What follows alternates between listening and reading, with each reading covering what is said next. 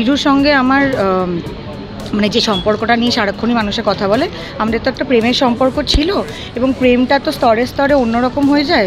20 বছর বয়সের প্রেম আর 45 বছর বয়সের প্রেমটা নিশ্চয়ই একরকম নয়।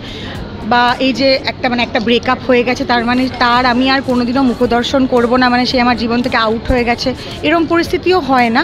বা হয়তো হয়, কিন্তু আমাদের যেহেতু কাজের জায়গাটা সমান, আমাদের যেহেতু কাজের জায়গাটা একই, সেই জন্য মনে হয় ওই অবস্থাটা হয়নি।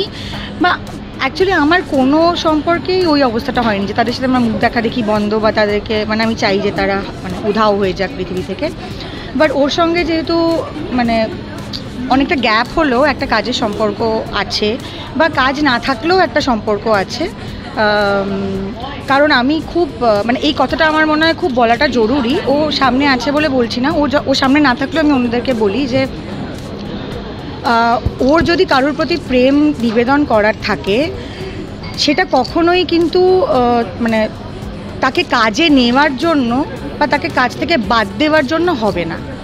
কারণ আমি যখন ওর সঙ্গে যখন আমার প্রেমের সম্পর্ক ছিল, মানে ওই প্রেমটা যেটা সমাজের স্ট্যাম্পওয়ালা একটা প্রেম, ওই প্রেমটা যখন ছিল তখনও আমি কিন্তু ওর পায়ে পড়ে বলেছিলাম যে আমাকে রাজকাহিনীতে একটা রোল দাও।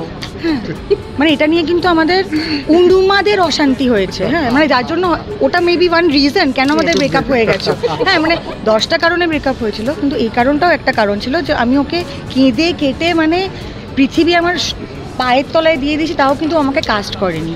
তো আমার মনে হয় সৃজিত মুখার্জির যদি কাউকে কাস্ট করানোর থাকে তাহলে তাকে কাস্ট করবে, কিন্তু মানে সম্পর্কের খাতিরে বা ভালো লাগা বা ভালোবাসার খাতিরে তাদের কখনোই কাস্ট করবে না।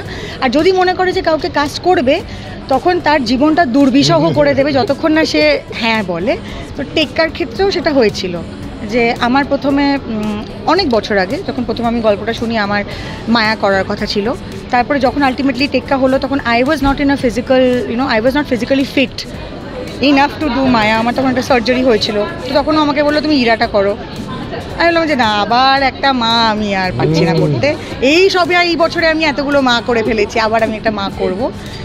তো এখন তো ও নিজের ছবিটা দেখে আমাকে বললো যে তুমি দেখবে এই মাটা কি মা হয়েছে। সো না, এই বর্তমান আবহে এই যে কথাগুলো বললো খুব জরুরি, কারণ সত্যি আমার প্রচুর সম্পর্ক হয়েছে, প্রচুর প্রেম হয়েছে, এবং সেই প্রেমে সবসময় কিন্তু প্রথমেই আমি বলে দিই কারোর সাথে আলাপ, কারণ আমাদের তো আলাপ হওয়ার এই পরিধি তো এইটুকু, এর মধ্যেই ম্যাক্সিমাম লোকের সাথে আলাপ হয়, কারোর সাথে বন্ধুত্ব হয়, সিনেমা দেখতে যাওয়া হয়, খাওয়া দাওয়া হয়, এবং কিছু ক্ষেত্রে প্রেম হয়। তো সেখানে কিন্তু আমি খুব স্পষ্ট করে বলে দিই যে দেখো, আমার প্রফেশনাল আর পার্সোনাল কিন্তু একদম আলাদা। এইটার জন্য ওইটা হবে না, বা ওইটার জন্য এইটা হবে না।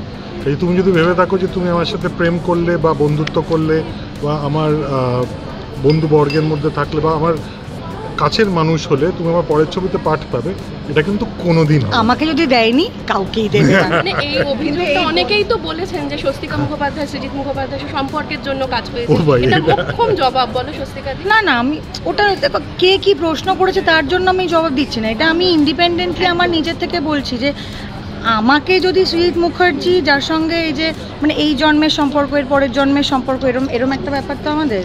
হ্যাঁ, যেটা দেব হয়তো যেটা মজা করে বললো যে যতবার মানে আমাকে 150তমবার সৃজিত মুখার্জি মা করেছে, এটা একটা এস্থেটিক হেডলাইন আছে, যতবার আমি জননী হয়েছি ততবার উনি পিতা।